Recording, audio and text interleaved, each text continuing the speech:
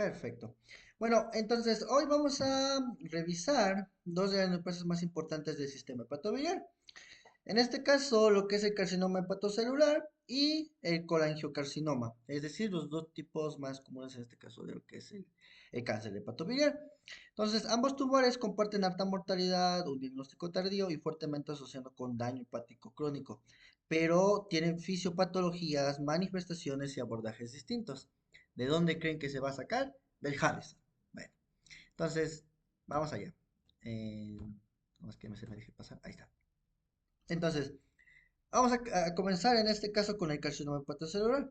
Entonces, el carcinoma hepatocelular pues va a representar entre un 70 y 80% de todos los tumores hepáticos primarios y precisamente su relación directa está con la cirrosis, lo que lo convierte en un problema creciente de salud pública.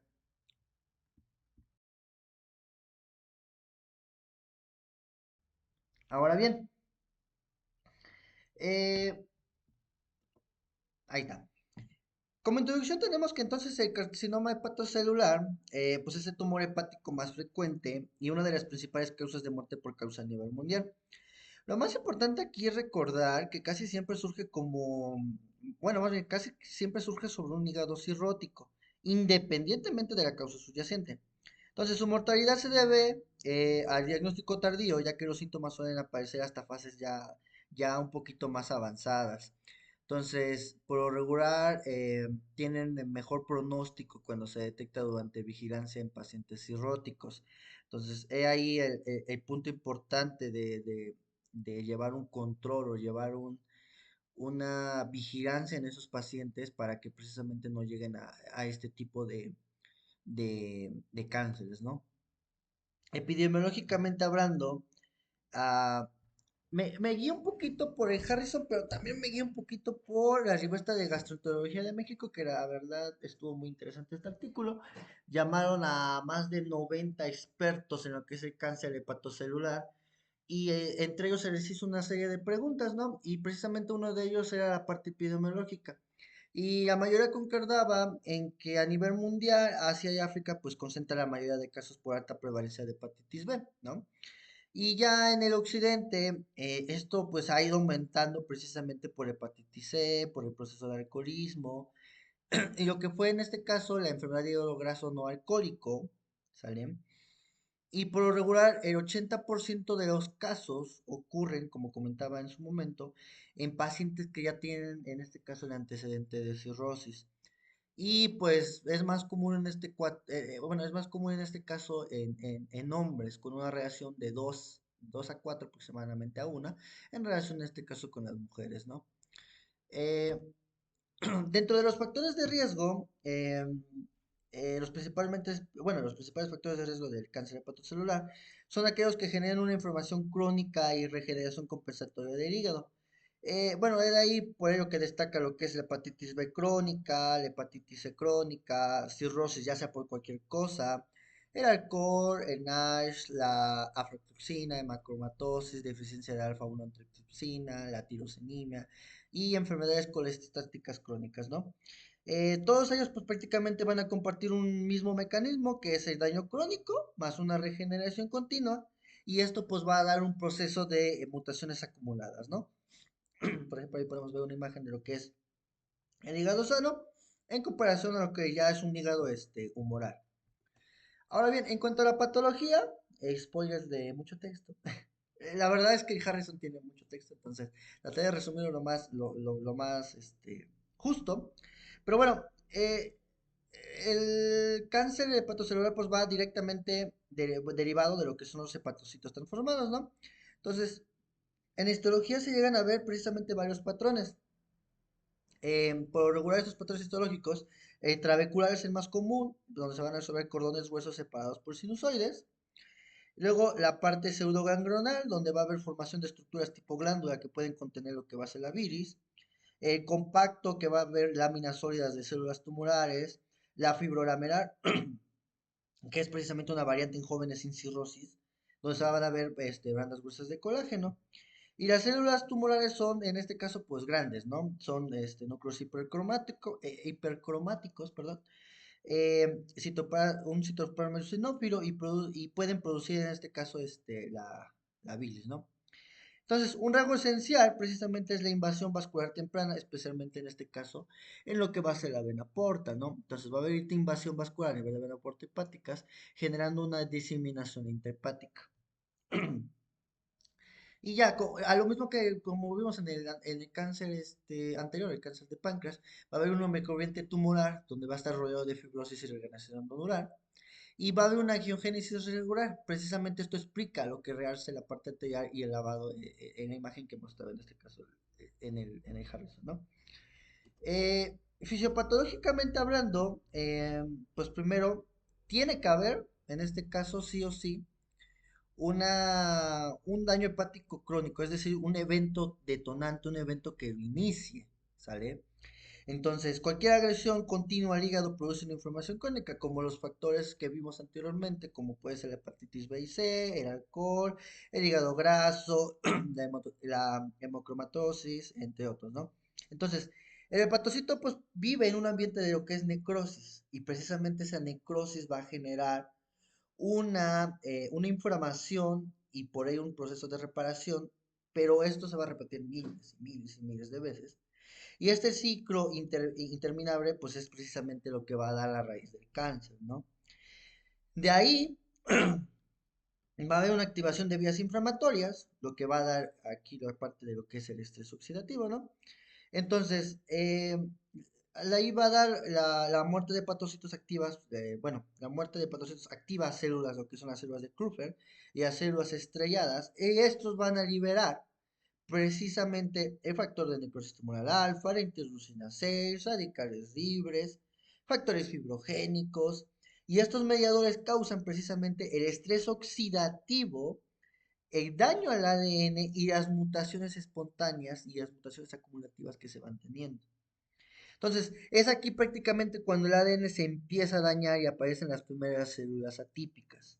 Entonces, una vez que pasa esto, va a haber una regeneración constante del hepatocito. Cada vez que un hepatocito muere, el hígado intenta reemplazarlo, ¿sale? Entonces, este proceso repetitivo produce alta tasa de replicación celular, la activación de vías proliferativas crónicas como el MAP, prácticamente, y pues mayor probabilidad de que pues se generen errores génicos. Entonces, mientras más se regenera, en este caso este órgano, más oportunidades hay de que algo salga mal, ¿no? Entonces, de ahí viene las acumulaciones bueno, la acumulación de mutaciones clave, donde las mutaciones que más contribuyen, en este caso, según el libro del Harrison, ¿no? Es el TERT, que va a dar la inmortalidad celular por la activación de la telomerasa. El TP53 va a generar que no haya apoptosis y las células dañanas siguen dividiéndose. Y ya el CTNNB1, creo, no me recuerdo el nombre, pero bueno, va a dar una hiperactivación de la betacateínina, con lo que va a dar la proliferación continua. Entonces, estas mutaciones van a transformar progresivamente lo que va a ser el hepatocito normal a un hepatocito displásico, el nódulo displásico y finalmente lo que va a dar el cáncer hepatocelular, ¿no? Entonces, ese es el punto donde el hepatocito ya perdió totalmente el control del ciclo celular. Y luego la angiogénesis tumoral organizada, a diferencia de lo que es un hígado normal, el tumor crea vasos arteriales anormales y sinusoides destructurados y un flujo sanguíneo caótico, ¿no? Entonces, esto explica el real arterial y el lavado venoso que vemos en el ATAC y en la resonancia magnética. Entonces, la imagen radiológica del cáncer hepatocelular es un reflejo directo de su fisiopatología, ¿no? Bueno, entonces aquí ya vimos lo de las tendencias a invadir a los vasos a los vasos, ¿no? Pero bueno, entonces de ahí va a haber invasión vascular y expansión tumoral, son características claves de lo que va a ser el cáncer hepatocelular. Va a invadir muy temprano lo que va a ser la vena porta, ¿sale? Y esto va a formar trombos tumorales que se disemina dentro de lo que va a ser el mismo hígado. Y por eso es que el cáncer hepatocelular es tan recidivo también aparte de que produce múltiples nódulos y la cirugía sola como tal no siempre es suficiente, ¿no? Entonces, invadir vasos es vamos a decir así como su superpoder maligno de este tipo de cáncer, ¿no? Entonces, pues prácticamente es el fisiopato de lo que es el cáncer hepatocelular. Eh, un poquito creo que más complejo que lo que vimos en cáncer de páncreas, pero igual de manera muy resumida de lo que decía en este caso la parte de Harrison, ¿no? Bueno, dentro de manifestaciones clínicas suele ser por lo regular asintomático en etapas tempranas, como lo vimos en cáncer de páncreas, pero conforme avanza puede aparecer dolor en lo que va a ser el hipocondro derecho, hepatomegalia, pérdida de peso, fiebre baja, y ya en cirrosis, en pacientes que tienen cirrosis, va a haber una descompensación aguda como primer dato, va a haber lo que es la citis, varices y ictericia. Entonces, precisamente en esta imagen mostramos lo que es la ictericia, la citis y esa masa hepática como signos clínicos representativos de lo que va a ser el hepatocarcinoma, ¿no? O bueno, el carcinoma de... bueno, sí, el hepatocarcinoma, ¿no? Bueno, en diagnóstico, el Harrison ahí lo colocaba muy bonito este diagrama, ¿no? Pero de manera así muy general. Pues el diagnóstico se basa principalmente en una imagen dinámica, ¿no? Ya que en pacientes cirróticos por lo regular no se requiere biopsia, si la imagen es típica, ¿no? Entonces, de ahí, si hay un realce arterial intenso, más el lavado en fase portal o tardía, ese es prácticamente el patrón diagnóstico o el patrón característico gracias a la angiogénesis aberrante descrita en la fisiopatología, ¿no? Lo que les explicaba. Entonces, es un patrón diagnóstico clásico precisamente descrito por Harrison, ¿no? El libro de Harrison. Entonces, los estudios recomendados en este caso son una TAC trifásica, una resonancia magnética dinámica y una AFP, que meramente se usa para seguimiento, pero no es meramente diagnóstico. Entonces, no es diagnóstico, pero sí es muy útil para parte del seguimiento, ¿no? Entonces, en cuanto al tratamiento, aquí vamos a dividirlo en dos, ¿no? Todo inicia con un dodo detectado en lo que va a ser el ultrasonido. Entonces, bueno, es que habla un poquito del diagrama, ¿no? Pero, bueno, en este caso, pues va a haber dos caminos. Si hay nódulos menor de 1 centímetro son muy pequeños para caracterizarlos con precisión, la probabilidad de que sea cáncer hepatocelular es muy baja, entonces se va a repetir en este caso la ecografía en aproximadamente 4 meses. Si se mantiene estable, van a continuar con la vigilancia y si se crece o cambia, pasa al algoritmo en este caso de los nódulos grandes, que es el que vemos en esta parte. Entonces, si hay nódulos mayor a 1 centímetro, aquí la probabilidad aumenta de que sea cáncer hepatocelular, por lo que se requiere caracterización dinámica por contraste. Entonces, de ahí pasamos al punto número 2 de ataque de 4 fases o resonancia magnética dinámica, en donde buscamos en este caso un patrón radiológico característico que pues es prácticamente realce en fase arterial, el lavado en la fase venosa tardía, que es lo que les comentaba en la parte de la fisiopato. Precisamente pues angiogénesis arterial anómala, ¿no? Si el ataque en este caso, la resonancia magnética, muestra el patrón típico, nos da un diagnóstico bueno, vamos a hacer diagnóstico de cáncer hepatocelular sin biopsia, ¿no? Esto es fundamental ya que en un paciente cirrótico si la imagen es típica no se hace biopsia, como bien se los comentaba, ¿no? Y si la imagen no es concluyente, se hace otra modalidad de imagen, por ejemplo, un ATAC, si ATAC fuera dudosa, por ejemplo, una resonancia magnética con gadolinio, lo mencionaba en este caso. Y si la segunda imagen también es negativa para patrón típico, entonces ya es el momento de hacer en este caso lo que va a ser la biopsia, ¿no? Entonces la biopsia es necesaria porque podría tratarse de un nodo displásico, de metástasis, o otra, inclusive otra lesión. Puede ser benigna, pero pues lo más feo, pues que sea maligna, ¿no? Y pues prácticamente eso sea todo, pero si en dado caso inclusive la biopsia tampoco es concluyente, pues se puede repetir según sea la situación clínica que esté presentando el paciente, ¿no? Entonces, eso es prácticamente, ¿no? Entonces, como comentaba, pues el tratamiento va a ser dependiendo del estadio donde se encuentre. En este caso puede ser curativo, en este caso se va a hacer la resección, siempre y cuando, si la función hepática es buena, la ablación por radiofrecuencia en tumores pequeños es menor a 3 centímetros y el trasplante hepático se puede hacer siempre y cuando bajo los criterios de Milán, ¿no? Y ya la parte no curativa puede ser en este caso una terapia sistémica. Mencionaba el Harrison, destaca el uso de el atezolizumab, bueno, atezolizumab más bevacizumab. Harrison lo menciona como una de las mejores opciones iniciales. Y ya en segunda línea podemos encontrar al Rejoranevib y al Cabozanitibib, ¿no? Eh, El esquema, pues prácticamente guía la selección del tratamiento, ¿no? Pero bueno, no nos enfoquemos tanto en tratamiento porque al final de cuentas nosotros nos vamos a tratar, pero simplemente para tener una idea, ¿no? Es lo mismo que explicaba, ¿no? El, Dependiendo en el caso, en el caso, en la etapa en la que se encuentra, bueno, aquí creo que es, bueno, ajá. En el caso en la etapa en la que se encuentra, pues va a ser el tratamiento. En este caso, el sistema BSL, bueno, el BSLS, es el más usado a nivel mundial para clasificar, en este caso, el carcinoma hepatocelular, porque pues integra tres elementos clave, ¿no? Bueno, a ver, ahí está, sí. Esto es meramente tratamiento, como se os comentaba, es lo mismo que mencioné Harrison, lo mismo que expliqué anteriormente, pero no más como a manera de esquema, ¿no? La clasificación, como se os comentaba, entonces, de cualquier forma aquí incluyo las dos, pero bueno. El sistema BSLS, pues es el, como les comentaba, el más usado, y pues prácticamente aquí va a evaluar el tamaño y número de tumores, la función hepática y el estado funcional del paciente. Con esto prácticamente definimos cuatro etapas y cada uno con su pronóstico y tratamiento recomendado, ¿no? Entonces, como comentaba, pronóstico y tratamiento, entonces aquí esta parte, o bueno, este esquema lo voy a juntar junto con esta parte, ¿no? Entonces, el ECOG 0 Chill Problem A, que es prácticamente la etapa cero o la etapa muy temprana, es cuando un tumor es menos de 2 centímetros y puede ser carcinoma in situ, paciente completamente funcional, con una supervivencia por lo regular mayor a 36 meses, donde el tratamiento, como se os comentaba, pues es la resección, el trasplante y la ablación local, ¿vale?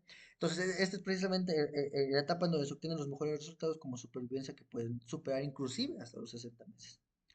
Luego tenemos la etapa A, que es la etapa más temprana, en donde el tumor es mayor a 2 centímetros o hasta 3 tumores menores de 3 centímetros.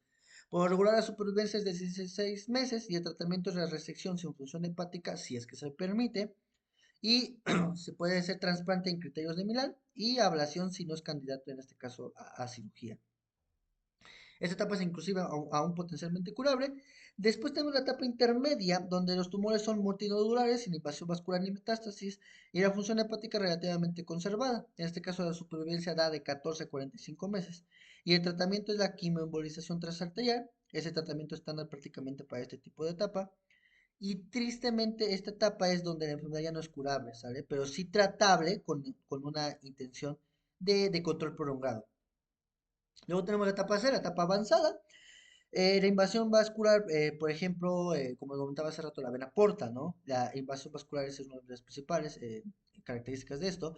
Y además de que ya hay metástasis o una afectación ganglionar, además de un tumor sintomático.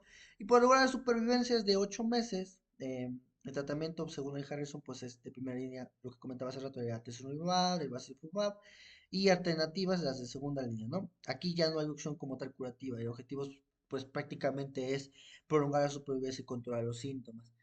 Y la etapa, pues no me gusta decirlo así, perdón, la etapa terminal, yo diría como la última etapa, bueno, la etapa D, vamos a decirlo así. La etapa D prácticamente, pues esa función hepática ya muy deteriorada, en donde el paciente ya no es candidato inclusive a terapias activas. Entonces la supervivencia por regular ya es de aproximadamente 3 meses. Y pues prácticamente los tratamientos ya son cuidados paliativos, manejos de síntomas, el control del dolor, la citis y la calidad de vida. Pues prácticamente en esta etapa de tratamiento específico no mejora la supervivencia, ya es la última etapa, creo, no me gusta decirlo así, pero pues sí, es la etapa terminal en este caso del tipo de cáncer. Eh, y bueno, con eso terminamos la parte de hepatocelular, pasamos al otro tipo de colangiocarcinoma. Aquí el Harrison no, bueno, no por suerte, pero sí, no menciona tanto, eh, no lo menciona tanto, entonces vamos un poquito rápido, para que no se sea tampoco video tan largo, ¿verdad? Pero bueno, como introducción, entonces tenemos precisamente que, bueno, el colangiocarcinoma, pues es un tumor de epitelio biliar que representa entre el 10 y el 15% de las neoplasias hepatobiliares y lo vamos a clasificar según su localización anatómica. He aquí la imagen que muestra el Harrison, en donde en primer lugar encontramos la intrahepático, el segundo el peribiliar, o también conocido como el clandestine, que por lo regular precisamente es el más común, y ya la parte distal. Y bueno, cada uno tiene diferencias clínicas, fisiopatológicas y terapéuticas. Voy a tratar de resumir un poquito para que no sea tan tedioso. En parte epidemiológica, ha aumentado globalmente, especialmente en la parte del este, intrahepático, el primero que mencioné. Afecta precisamente más a hombres y aparece entre los 50 a 70 años. Y pues en Asia las parasitosis hepatovirales precisamente son las causas más comunes de este tipo de cáncer, ¿no? Entonces, dentro de los factores de riesgo, el principal factor de riesgo es la colangitis esclerosante primaria, eh, pero otros tipos puede ser lo que es la colangitis crónica, la cirrosis, el hígado graso, exposición a tóxicos como el torostras, y como lo comentaba en su momento, a nivel parasitario, pues el clonosis y quistes congénitos, prácticamente los que generen esos quistes congénitos de la vía biliar, como quistes de corédoco, calori, hepatolitiasis, y ya a manera inmune las mutaciones, pero eso es de manera muy raro. Pero sí, lo de los parasitosis y esos es muy común, como lo comentaba, sobre todo en la parte de Asia, precisamente porque ha aumentado esa parte de parásitos, ¿no? Ay, perdón. Bueno, ahora bien, en cuanto a la patología, perdón, de la colangiocarcinoma, pues prácticamente es típicamente un adenocarcinoma que muestra pues glándulas irregulares infiltrantes, en este caso el, el tumor maligno pituitario, es decir, los colangiostos, va a haber, como lo comentaba, tipos anatómicos, el intrahepático, el biliar y el distal, y histológicamente se caracteriza por un adenocarcinoma bien o moderadamente diferenciado, donde las glándulas irregulares son las glándulas irregulares infiltrantes, además de la producción precisamente de mucina. Y además de ello, pues el estroma desmoplásico prominente, es decir, la parte fibrosa y la parte rígida, es lo mismo que comentábamos en el caso anterior de la parte de cáncer de páncreas, que pues va a dar esa resistencia a los fármacos, ¿no? Un patrón infiltrante común o bueno, muy frecuente es la invasión de ductos virales, la parte vascular linfática, la neuroinvasión, los cambios celulares y estas partes lo mismo, los rasgos según la localización. El ICA es una masa sólida con protección capsular, el piridial, estrechamiento circunferencial de la confluencia biliar, y el distal es muy similar al adenocarcinoma pancreático, el que vimos anteriormente, ¿no? Fisiopatológicamente hablando, pues va a haber una lesión crónica del epitelio biliar. Los colangitos sufren agresión persistente ya sea por una colangitis, por parásitos, por quistes del colédoco, hepatolitiasis y colelitiasis crónica, dependiendo que sea, pero sí que sí haya una agresión persistente, ¿no? Y pues precisamente esto va a generar un proceso de inflamación, estasis viral, estrés oxidativo y fibrosis periductal. Entonces, esto posteriormente va a ir un proceso de reparación y proliferación ductal descontrolada, y pues cada episodio de inflamación es seguido por un proceso de regeneración del epitelio, la hiperplasia ductal, la metaplasia intestinal en algunos casos, y pues a mayor proliferación, mayor probabilidad de mutaciones, como vimos en el anterior. Prácticamente aquí el problema está en ese proceso de regeneración que se está teniendo, hace más probable que haya fallas y genere este tipo de cáncer. Eh, por otro lado, mutaciones, igual que en el anterior, mutaciones em, como en el hepatocelular, pero aquí las mutaciones van a ser distintas. Harrison menciona como claves el IDH1 y el IDH2, la CRAS, el TP53, y precisamente todos estos están alterados, bueno, estas alteran diferenciación, apoptosis y favorecen lo que es el crecimiento tumoral. Por otro lado, igual va a haber un microambiente, va a haber esa formación del estoma desmoplásico, y pues esos estomas prácticamente van a limitar la llegada de la quimioterapia. Hace el tumor inclusive más rígido, explicable prácticamente porque el tumor es un poquito, bueno, es rígido, bueno, ajá, provee soporte para el crecimiento tumoral, y pues prácticamente esta es una firma, por decirlo así, histológica de este tipo de cáncer, ¿no? Precisamente eso va a contribuir a la resistencia terapéutica y a los fármacos. Y ya un patrón infiltrante del tumor, cuando ya este tipo de cáncer crece a lo largo del conducto de conducto longitudinal al conducto circunferencial, pues va a ir infiltrando vasos linfáticos y nervios. Y esto va a provocar la estenosis progresiva, la colestasis, la ictericia, y, inclusive lo que es, en algunos casos, lo que es el prurito, ¿no?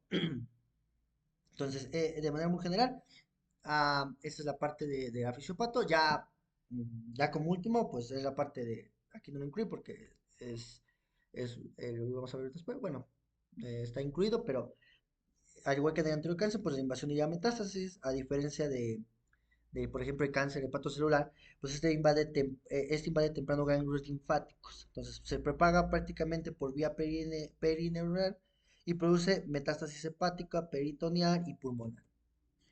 Manifestaciones clínicas, lo que comentábamos, prácticamente se presenta con ictericia indolora, coriuria, coria, prurito intenso, con coronaritis recurrente y a pérdida de peso. Y precisamente el intrahepático produce más hepática y dolor sin ictericia. Entonces, esto solamente para tener en cuenta, como comentaba, hay diferentes zonas anatómicas donde se va a encontrar este tipo de tumor. Pero el intrahepático es el que no, como tal, no causa ictericia porque no obstruye el árbol biliar principal, pero sí causa dolor, dolor precisamente por esa obstrucción que se está teniendo. Entonces, prácticamente esas son las manifestaciones clínicas. De manera diagnóstica, a diferencia del cáncer hepatocelular, el diagnóstico va a depender mucho de la imagen. En este caso, este tipo de cáncer, el Harrison especifica que se va a ver con una masa hepática sólida, realce periférico progresivo y con una retracción capsular. Y el perial y el distal se va a ver una dilatación biliar proximal con corte abrupto del conducto. Además de que la resonancia magnética más la colangioresonancia es clave precisamente en este tipo de cáncer para el diagnóstico. Y en ocasiones se requiere una ecografía endoscópica para toma de biopsia. Laboratorios, aumentos de marcadores, bilirrubinas elevadas, precisamente por toda esta parte fisiopatológica que les comentaba hace un momento. Y ya la biopsia necesaria si no hay criterios claros por imagen o si se planea terapia sistémica, prácticamente, ¿no? El tratamiento, en este caso, por lo regular es la resección quirúrgica es la única opción curativa, pero pues como comentaba, muchos pacientes ya llegan demasiado tarde, ¿no? Entonces, pues prácticamente del tratamiento quirúrgico único es potencialmente curativo, la resección hepática, la resección del hilo hepático, un Whipple distal, pero como requisito ausencia de enfermedad metastásica y posibilidad de márgenes negativos, que por ahora, como les comentaba, no, ya es tarde la etapa en la que llegan los pacientes, ¿no? Trasplante hepático útil en peririar, temprano bajo control bajo controles estrictos y con un proceso de adyuvanza principalmente para posteriormente después de hacer el trasplante, por lo regular generan excelentes resultados, ¿no? Una quimioterapia sistémica, la gemcitabina más cisplatina como primera línea estándar. En pacientes seleccionados, pues ya inhibidores, FGR fusions, prácticamente ya medicamentos un poquito más complejos. Y tratamientos locorregionales, radioembolización, abrasión, sobre todo para estos tipos de cáncer en el ICCA, pero menos útil en la parte peridial y la parte distal, ¿no? La clasificación en este caso, pues va a ser etapa 1 y etapa 2, una enfermedad temprana, un tumor único o múltiple sin invasión vascular significativa de hasta un 30 o 40% de los pacientes, pues es resecable. Si tumor es susceptible a resección, pues ya se le va a hacer la cirugía. La resección hepática es el único tratamiento con intención curativa prácticamente. Después de la resección se puede hacer una quimioterapia adyuvante, donde se va a utilizar de forma práctica la gemcitabina más el cisplatino, aunque no existe evidencia estándar absoluta. Por lograr la supervivencia en este caso de pacientes, pues va de 51 meses y con una supervivencia libre de 24 meses. Este es el mejor pronóstico posible en este caso de este tipo de cáncer. En la etapa 3 del TNM ya podemos encontrar una enfermedad localmente avanzada, donde va a haber en este caso ya la perforación de lo que va a ser el peritoneo visceral o invasión de un hígado adyacente. Y aquí el tumor no es resecable, pero todavía está limitado al hígado. El tratamiento es regional y prácticamente el objetivo es controlar la parte intrahepática y no la curación. La supervivencia media, pues en este caso pues ya es de 15 meses y en esta etapa ya no se puede operar, pero sí se puede controlar el tumor dentro del hígado. Y ya finalmente la etapa 4 del TNM, la enfermedad avanzada metastásica, pues va a haber una invasión de mayores vasos, donde los ganglios en N1 o metástasis M1, aquí la enfermedad es extra intrahepática, por lo que la cirugía está completamente pues descartada, ¿no? El tratamiento sistémico interno, pues es la gemcitabina más el cisplatina, que es la primera línea clásica que mencionaba en este caso en Harrison. Y tratamientos de tercera línea o terapias dirigidas oncológicas de precisión. Pues, eso ya se encarga un especialista. Nosotros como médicos de primera atención no podemos hacer eso. Pero pues estas terapias dependen del perfil molecular de lo que es el tumor. Luego tenemos la supervivencia. La supervivencia en este caso pues es de 12 meses. Y aquí el objetivo es prolongar la vida y controlar los síntomas, más ya no curar. Eh, Posteriormente, el pronóstico depende del estadio y del TNM y la posibilidad de lograr márgenes quirúrgicos negativos. La supervivencia por lograr mejora significativamente cuando se combina cirugía con una quimioterapia ayudante, ¿no? Y pues prácticamente eso es un resumen de lo que va a ser esta parte de la clasificación, ¿no? Y pues ya, el cáncer entonces hay un meme, creo que se recortó en esta última parte, pero bueno, mi hígado escuchándome decir vamos a armar algo tranqui, literal. Pero bueno, entonces el guión, el punto aquí, en este caso, es que el cáncer hepatobiliar representa un reto clínico por su progresión silenciosa y relación estrecha con daño hepático crónico. Y pues prácticamente el enfoque debe centrarse en prevención, diagnóstico oportuno y manejo multidisciplinario, ¿no? Y a ver si no se cortaron las referencias, creo que hay un pequeño corte, pero bueno, prácticamente igual fue sacado de lo que es el Harrison. Y pues eso sería todo. Muchas gracias.